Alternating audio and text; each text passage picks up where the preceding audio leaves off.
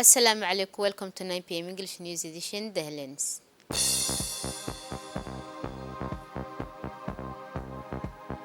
The President of the Republic take part in a video conference summit of the Peace and Security Council of the African Union.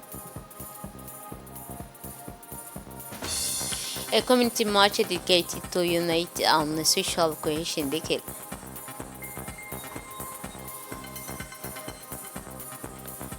For international scene, flexibly on HPN strengthened their partnership. Those were the headlines and welcome to the national news. The President of the Republic, Ismail Margeli, took part this morning in a virtual display of the Republic, the proceeding of a virtual summit of the Peace and Security Council of the African Union.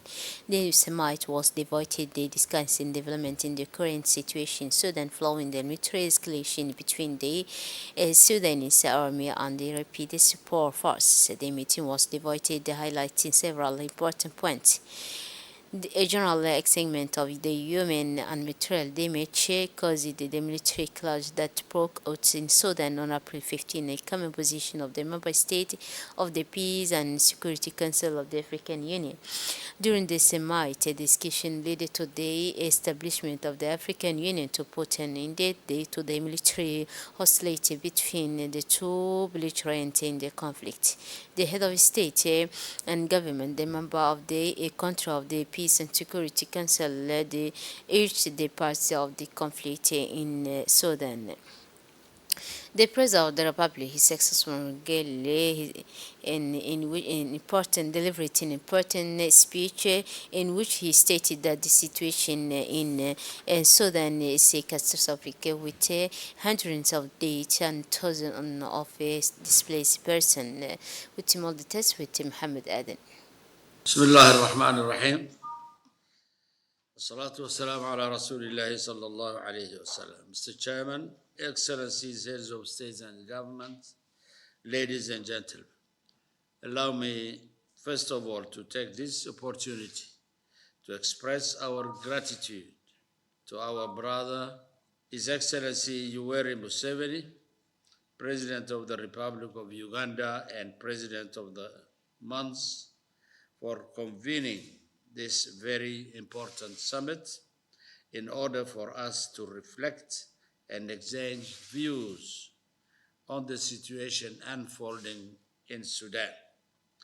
Indeed, the overall sentiment is one of concern and distress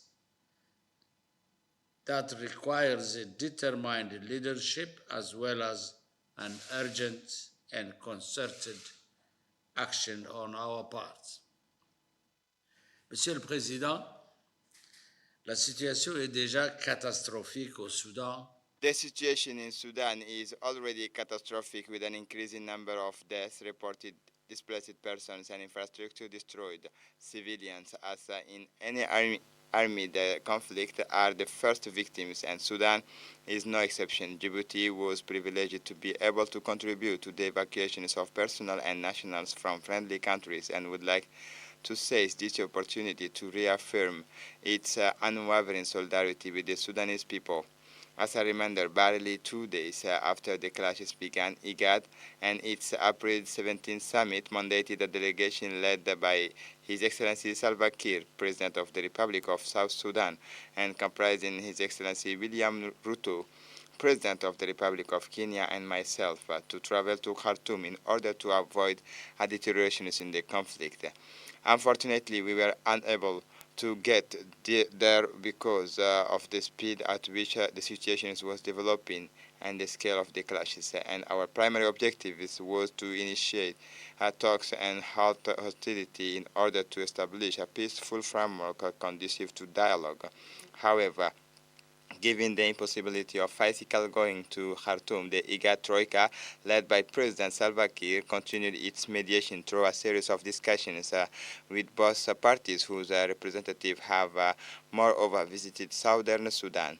Since then, as you all know, the fighting has intensified, creating a humanitarian crisis and an unprecedented scale, which continues to worsen through the country, with millions of people without food, water, or electricity.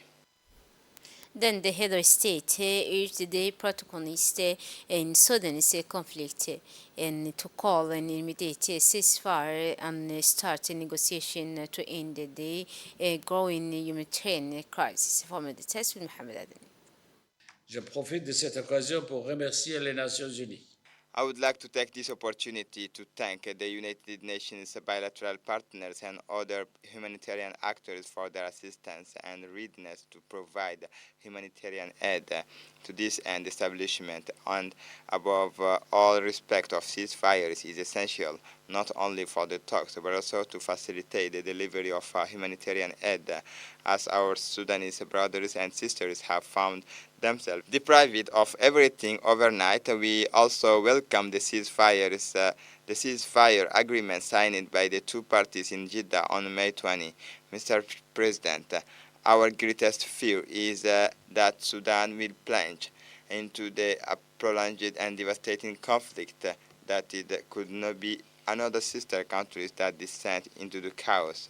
We therefore urge both parties to prioritize and preserve the interests of Sudan and the Sudanese people. We urge them to lay down their arms and give peace a chance.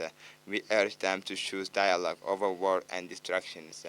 Mr. Chairman, our continent has always advocated an essential principle: African solutions to African problems, and that's why we are here today, because Africa refuses to be a powerless witness to this pointless conflict which leaves suffering and tragedy in its wake.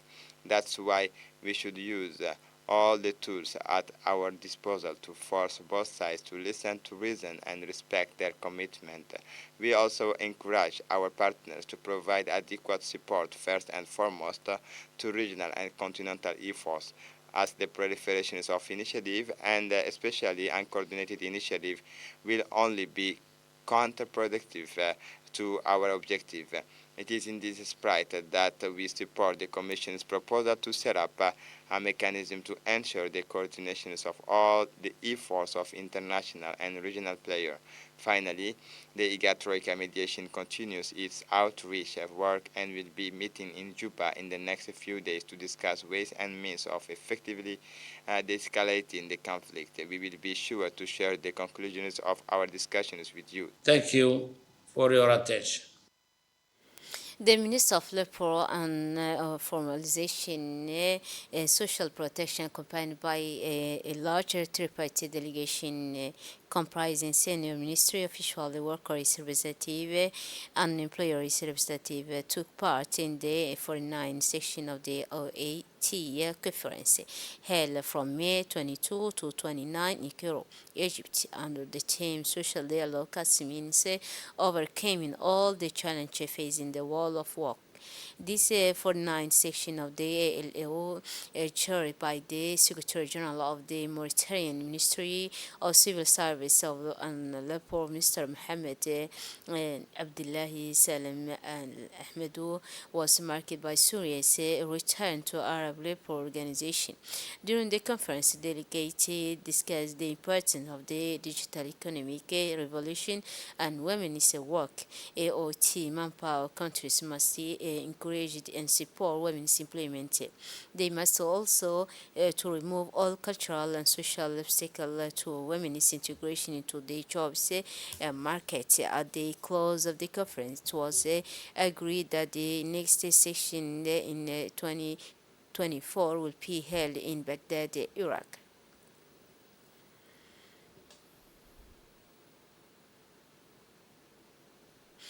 During the conference, the minister delivered a speech in which he enumerated the effort made by the Republic of Djibouti to perpetuate social dialogue. He also expressed his support for the cause of the Palestinian people and welcomed Syria's return to the OAT.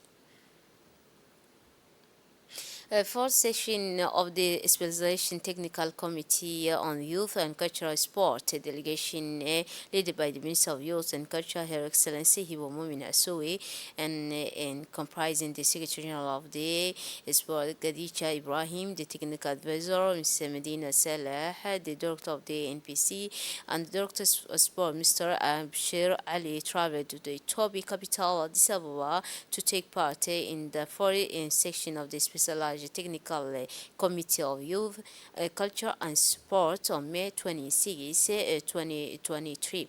This section, which coincided with the African Union 16th anniversary, saw the debate and discussion conducted around the theme, the African Union of the at the 16 unlocking and developing innovation for the implementation of the FST through youth, culture and sport. A huge mobilization took place this morning in the town of Dikil for the United March organized by the Regional Council in collaboration with the Prefecture of Dikil as part of the activity of the week-long United Festival. Dikil civil society from all the region's locality channeled in force for this march dedicated to unite.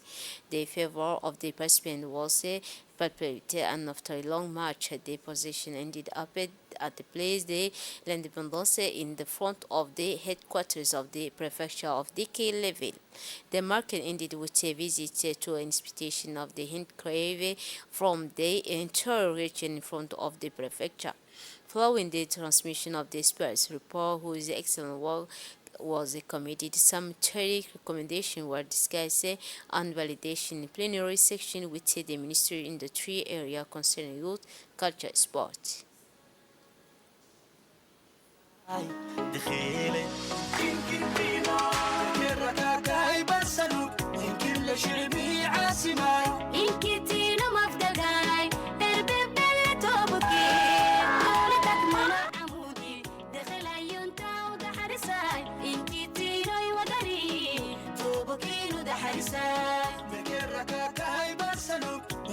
شعبي عاصماي إنك تينا مفدقاي إربي توبكي دولتك منع عمودي دخل أيونتا ودحرساي إنك تينا يودري توبكي ودحرساي نانوكي نانوكي نانوكي إنك تينا حرمتي جعيلكاي جمعتي نباتاي شبكي مدني مضاي إنك تينا إفكاي دخيلي جوي معاني دخيلي عنا وجفة جفة منين وما لك لا جرو وما لو جديو هتيا قعال بينو نهي ولا لك لا جرمي جهادي مدني مانو نهي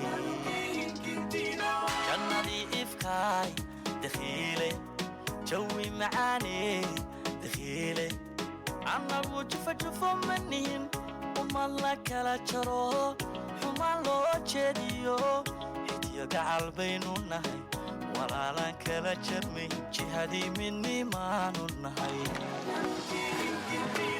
جنة إفكاي دخيلي جوي معاني دخيلي جاجوس نميمية عدو جاركو دونتيو عراتكي إننا جعل حسك جاها وريري نبدين نوجرا حسك جاها وريري مني مدى إنو جرا جنة إفكاي دخيلي جوي معاني دخيلي جاجوس نميمية عدو جاركو دونتيو عراتكي إننا جعل حسك جاها وريري.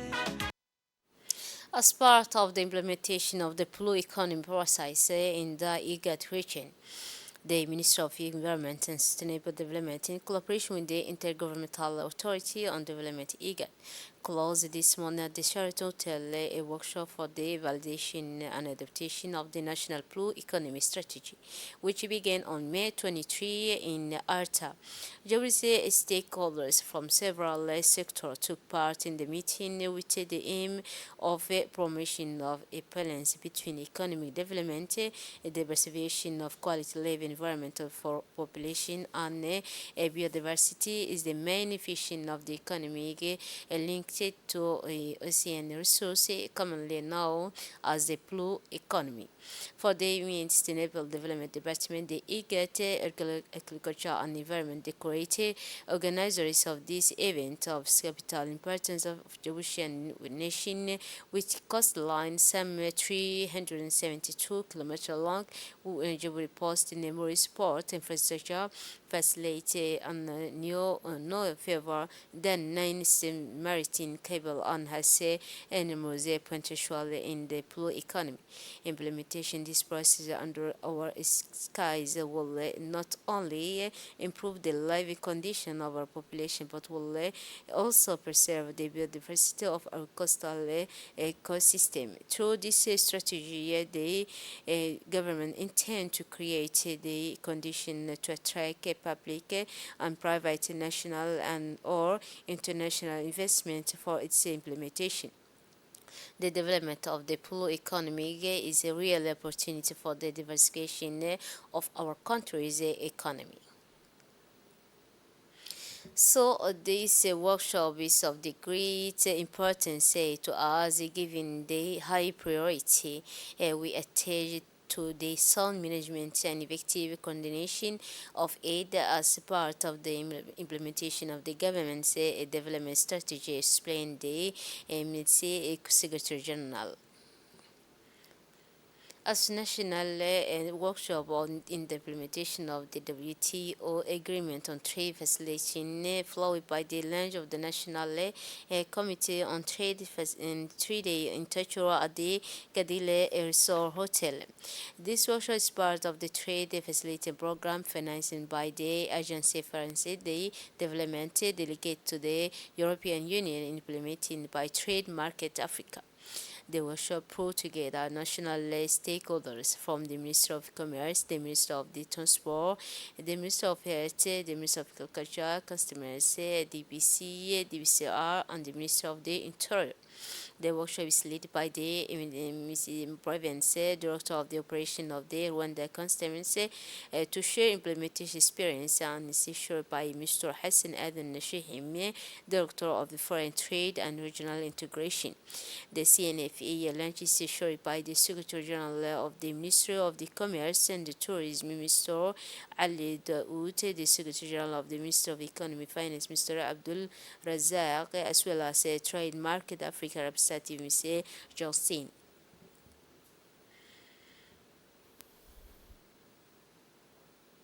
The Department of the Private and Associative Education of the Ministry of National Education and Vocational Training has organized the 7th session of the International 2023 Arab Reading Challenge competition to be held in the Emirates of Dubai, United Arab Emirates, and the Department of the Emir of Dubai, Mohammed bin Rashid Al Maktoum, and the Djibouti Ambassador to Dubai. The competition was run in collaboration between Menfope, represented by head of the Private Education Department, Mr. Mohammed Musa Adam, competition supervisors, and the management of the Sudan School, represented by Mr. Salah bin Abdullah Al-Kamidi, competition coordinator. On Tuesday, May 25, 2023, the ceremony to decorate the 10 winners who will represent the Republic of Djibouti in the final phase of the competition took place. The prizes were awarded to the selected winners who will travel to United Arab Emirates to represent the colors of our republic.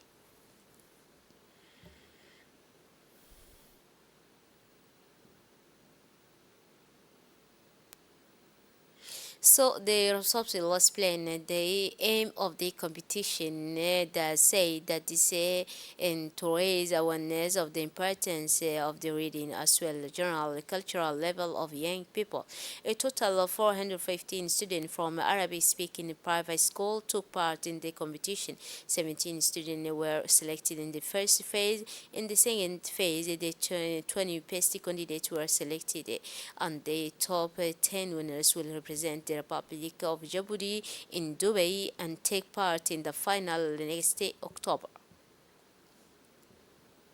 So in Djibouti, the hot season starting in Djibouti, and family from all parts of the capital and Balbala are ready into the pitch of the escape. This well-trained heat earlier in the morning. All the family head to different beaches such as Siesta, Kare and Ero to relax and relieve themselves from the heat of a summer approach. Earlier in the morning, whole families head of the for different beaches such as Siesta, Kare, momentary relaxation and relief from the heat of the that began. Some parents accompanying their children to beach with meals and drinks that are consumed on the spot in the shade of trees or by going out to the estate. Parents, especially moms, are out of the in the force of the beach to keep an eye on the children and takes a carry out by the Coast Guard with a boat out to the sea to control baiting and prevent some people from the straying far from the shore. Elements of the civil protection are also mobilized to ensure surveillance and intervene in case of emergency.